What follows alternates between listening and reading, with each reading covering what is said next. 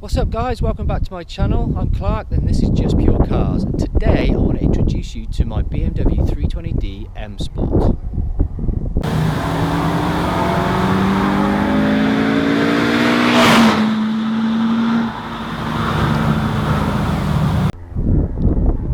So as I was saying, today's video is going to be all about my BMW 320d MSport, and I want to just give you a quick walk around the car just to show you the spec and everything, and then we're going to jump in, take a drive, and we'll talk about what it's like to live with. Okay, I need to address the audio quality in this clip.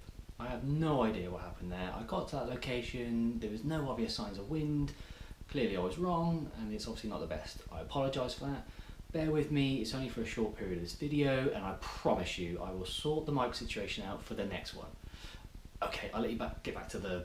As you can see behind me, I've got the 320d MSport in black with the tinted windows. Now, they did come with the factory tints, but I decided to actually go 2 shades darker just because I felt it gave the car a better look.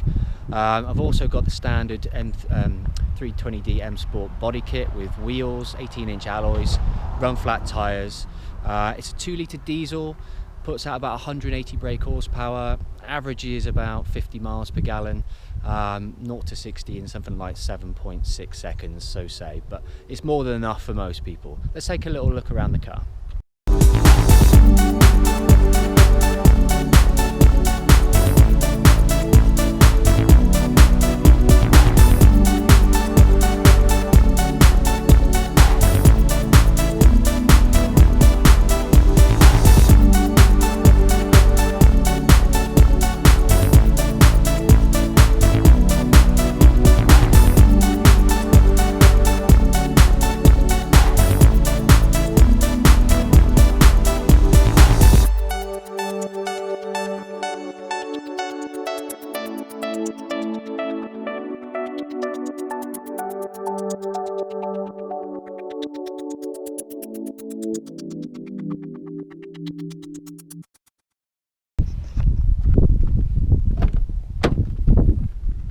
So inside we've got black on black leather with the aluminium interior finishings.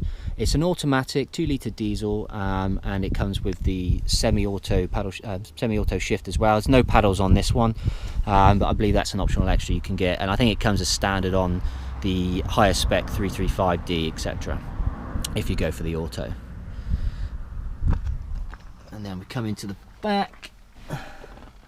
Again, lots of room back here, more than enough room for 3 adults across the back, although the middle seat is probably a little bit tight and a bit hard if for a longer ride, but it is doable if you really need to get 3 people across the back. One of my favourite features about the Tourer on this BMW is this extra hatch that opens.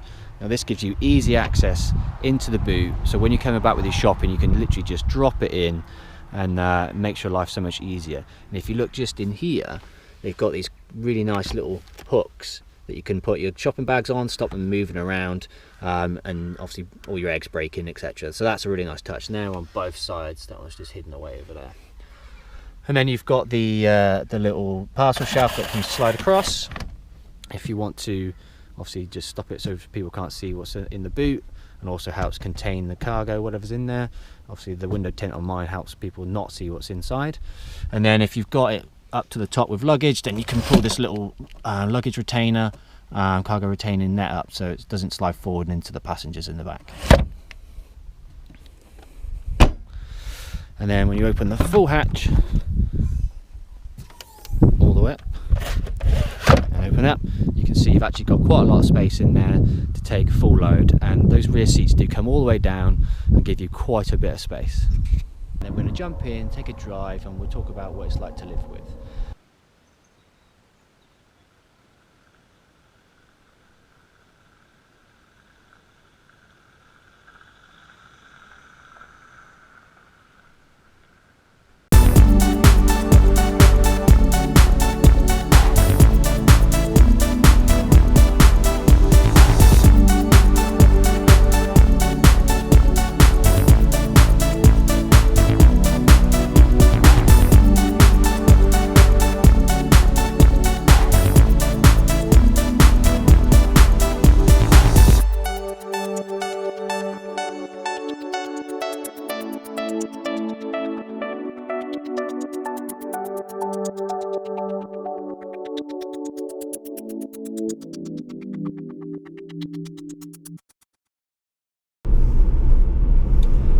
to live with the BMW? Well, to be honest, it's been a dream. This one has never let me down. I've had it for a couple of years now. It's done just over 70,000 miles. It's got near full service history with BMW. It's frustrating. You know, the guy who owned it before me had full BMW service history up until the very last service he did, and he decided to go to a specialist, performance specialist. No idea why. He didn't get it messed with, didn't get an ECU map or anything done to it, just decided to go there. He was a friend of his. So yeah, that's a shame. But since I've owned it, I've done full BMW service history. And I'll be honest, if you've never had a BMW before and you're worried that the service cost is going to be too high, I don't think they are. I think they're on par with the equivalent of, say, Ford or Audi. Actually, Audi and VW might be even more expensive, in my experience. I paid, for an oil service, roughly about $220, $250, a major service, $350, $400, obviously depending on what needs to be done. If you need additional work outside of that, yeah, okay, they might get a bit pricey, their hourly rate's quite high.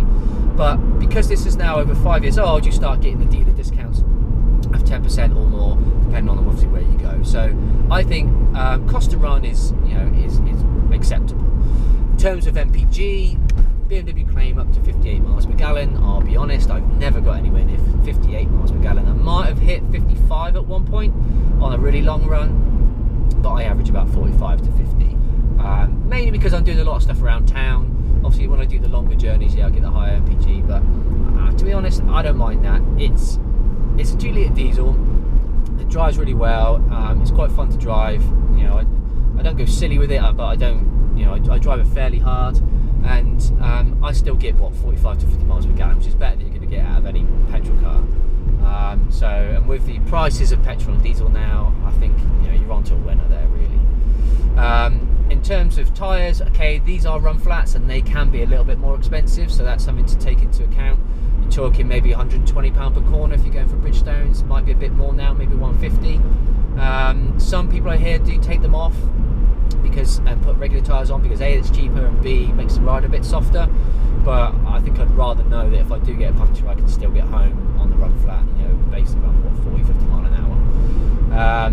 Other than that, I've had no problems with it. It's been a dream to own, and I really love this car. The quality of the interior is second to none. I think it's so good. The materials all feel solid and feel well made and put together. There's no creaks or groans. Yeah, it's just been a really nice car to own and live with. So I can honestly say, if you're in a market for a large family car, you need the estate car, and you want something which is a little bit of fun, look at the BMW. The 3 Series rear-wheel drive, obviously it's going to give you that fun factor. If you go for the MSport, then you get the extra looks as well, which I think looks better than anything else out there. And actually, my personal opinion, if you compare this range, so this is what the E91 versus the newer shape, which is the F something, forgive me, I can't remember what that is. I personally think this one looks better. I was at the dealership not that long ago and I had them side by side, both in black, both in MSport. Mine was lower, mine looked more aggressive, the back of mine dropped off a lot more suddenly. There, the new one sort of slopes off a bit more. It just looks a little bit woolly. So I would say that this is the best one to have. But hey, personal preference and all that, it's up to you what you like.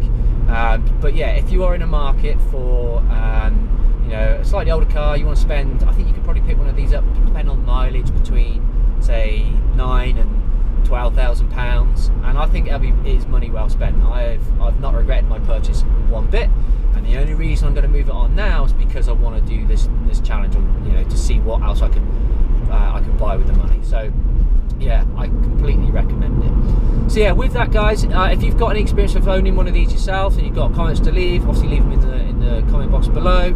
If you like the video, hit the thumbs up button, and of course please subscribe to the channel, and hopefully I'll get some more content out for you. And yeah, I appreciate you watching, and I will see you on the next one. Thank you.